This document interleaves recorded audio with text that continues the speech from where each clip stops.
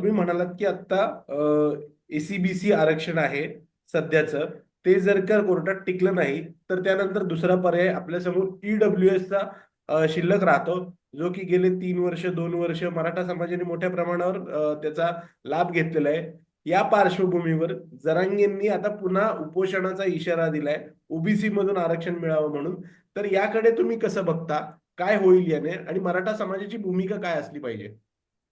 नाही, याच्यामध्ये स्वच्छ असं आहे की ज्यांना आंदोलन करायचं त्यांना लोकशाहीत स्वातंत्र्य आहे. कोणती भूमिका घेऊन आंदोलन करायचं त्याचं पण स्वातंत्र्य आहे. त्यामुळे व्यक्तिगत काही मी कोणाच्या विरोधात बोलणार नाही.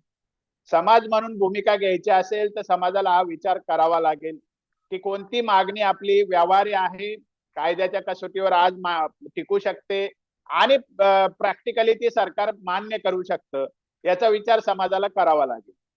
ज्यांना राजकारणच करायचं किंवा जे काँग्रेस राष्ट्रवादीचे मतदार आहे त्यांना या सरकारला अडचणीतच आणायचं, ते ते काही करू शकतात, त्याला काय आपला विरोध असण्याचं कारण नाही. परंतु आज एसीबीसी आरक्षण जोपर्यंत चालू आहे, ते सुप्रीम कोर्टातून जोपर्यंत अंतिमतः रद्द होत नाही तोपर्यंत कोणतंही नवं आरक्षण मराठा समाजाला मिळणार नाही. नाही म्हणजे नाहीच. ही वस्तुस्थिती मान्य केली पाहिजे समाजाने. आणि महाराष्ट्रामध्ये अशांतता करण्याऐवजी आपण पाठपुराव्याने प्रश्न सोडवण्याचा, संवादाने प्रश्न सोडवण्याचा मार्ग घेतला पाहिजे. आणि जो समाज आरक्षणाला पात्र ठरतो त्याने आहे त्या आरक्षणाचा फायदा घेऊन पुढे गेलं पाहिजे. ज्या प्रशासनिक अडचणी आहेत त्याच्यावर फोकस करून त्या सोडून घेण्याचा सरकारशी बोलून पाठपुरावा करून जे लोकप्रतिनिधी आहेत त्यांच्याशी भेटून ते प्रश्न सोडवण्याचा प्रयत्न केला पाहिजे. कारण कायद्यात तशी तरतूद आहे, त्यासाठी नवं काही करायची गरज नाही. प्रशासनामध्ये जे मराठा विरोधी घटक आता मोठ्या प्रमाणात आहे, म्हणजे उदाहरणार्थ ओबीसीचा टक्का हा प्रशासनातला 50% जास्त आहे. ते लोक, त्यांचे जे अधिकारी आहेत ते मराठा समाजाच्या लोकांना त्रास देतात, ही वस्तुस्थिती आहे. या नोंदी सापडवताना याच्यापेक्षा खूप जास्ती नोंदी मिळाल्या असत्या, पण या अधिकाऱ्यांनी ते कामच होऊ दिलं नाही, हे पण सत्य आहे. त्याच्यामुळे समाजामध्ये चीड आहे. परंतु त्याच्यासाठी सरकारची जे मंत्री असतील, आमदार असतील किंवा मुख्यमंत्री उपमुख्यमंत्री असतील त्यांच्याकडे जाऊन पाठपुरावा करणं आणि त्या गोष्टी रेकॉर्डवर आणणं आणि त्या गोष्टीला आपण सोडून घेणं हा मार्ग आहे. त्याला पब्लिक आंदोलनाची आता गरज नाहीये. कारण मराठा समाज हा काय करू शकतो, त्याची संख्या किती, त्याची काय ताकद आहे हे सगळ्यांना माहिती आहे. ते नव्याने दाखवण्याची काही गरजच नाही आता. आंदोलन सगळ्या प्रकारचा समाज हा करू शकतो, शक्ती आहे, हे सगळं खरंय.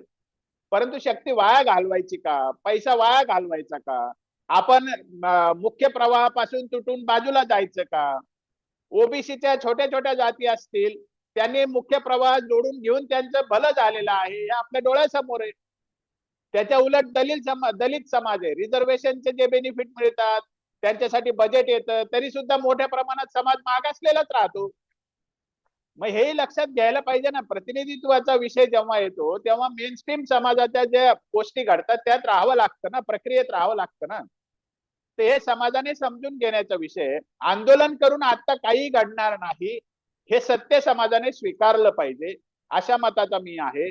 अडचणी खूप आहेत, त्या सोडवण्यासाठी मार्ग आहेत ना. त्याच्यासाठी आंदोलन करून काही नव्याने घडणार नाही. उलट आपल्या पोरांवर गुन्हे दाखल होतात, हजारोने गुन्हे दाखल झालेले. आपल्या समाजाची बदनामी होते, इतर समाजाच्या नजरेत आपण येतो, त्यामुळे नाहक विरोध सुरू होतो. आणि हा काळ जो आहे आता आपल्याला घटना लागून 75 वर्ष होत आहेत. म्हणजे आपण कोणत्या अवस्थेला आहोत की आता या जातीच्या विरुद्ध, त्या जातीच्या विरुद्ध, या नेत्याच्या विरुद्ध, त्या नेत्याच्या विरुद्ध, असं नाही ना चालणार आपलं. आणि त्यातल्याच मराठा समाजाला नाही चालणार, कारण तो एक मोठा समाज आहे की ज्याला महाराष्ट्र सांभाळायचा आहे. हे मी अतिशयोक्तीने नाही म्हणत, वस्तुस्थितीने म्हणतो की महाराष्ट्र याच समाजाला सांभाळायचा आहे. मग जर तो सांभाळायचा असेल तर विधायक भूमिका घेणं आपलं पहिलं कर्तव्य आहे ना. छोट्या घटकाकडे बघून आपल्याला प्रतिक्रियावादी नाही होता येणार ना.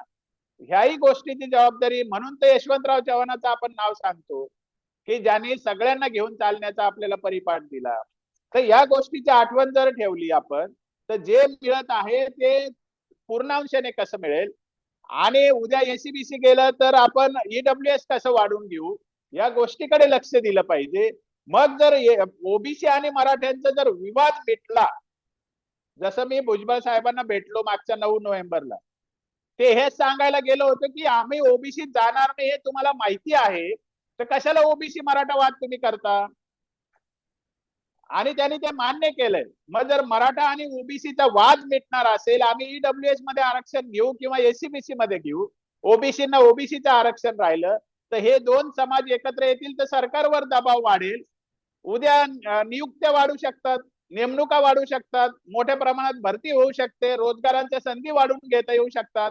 समाजामध्ये भांडण लागणं हे तर राज्यकर्त्यांसाठी फार पंचपक्वान्नासारखं आहे. म्हणजे राज्यकर्ते खुश होतात या भांडणावरती. मग राज्यकर्त्यांकडून काम करून घ्यायचं असेल तर मोठ्या प्रमाणात समाजामध्ये दुफळी राहिली नाही पाहिजे. मागणी करणारा घटक एकत्र आला पाहिजे. म्हणजे उद्या बेरोजगारीचा प्रश्न हाताळता येतो, शेतीचा प्रश्न हाताळता येतो, शिक्षणाचा प्रश्न हाताळता येतो आणि नोकर भरतीचा विषय हाताळता येतो. हे मी वारंवार सांगतोय की आता ते करायची वेळ आलेली. वेगवेगळं आंदोलन करून वेगवेगळं एकमेकाशी भांडत बसण्यापेक्षा.